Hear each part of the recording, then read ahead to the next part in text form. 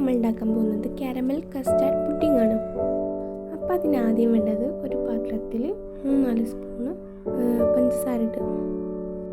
അതിനുശേഷം 1/2 ഗ്ലാസ് വെള്ളം അതിലേക്ക് ചേർക്കുക.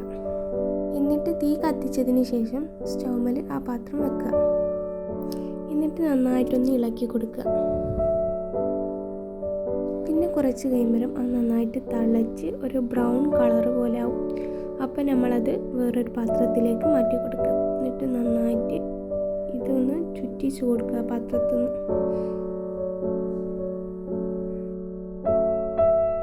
അതിനുശേഷം വേറൊരു പാത്രം എടുത്തിട്ട് അതിലേക്ക് 1/2 ലിറ്റർ പാലൊഴിക്കുക.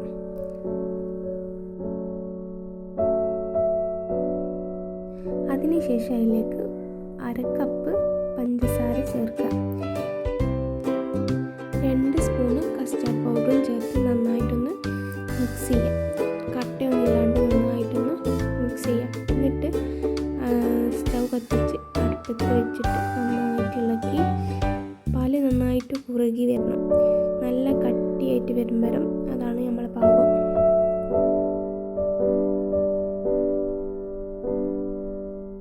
എന്നിട്ട് നമ്മൾ നേരത്തെ മാറ്റി വെച്ച ആ പാത്രത്തിലേക്ക് ഈ പാല് ഒഴിച്ച് കുറച്ച് നേരം ഫ്രീസറിൽ വെച്ച് തണുപ്പിച്ചതിന് ശേഷം കഴിക്കും.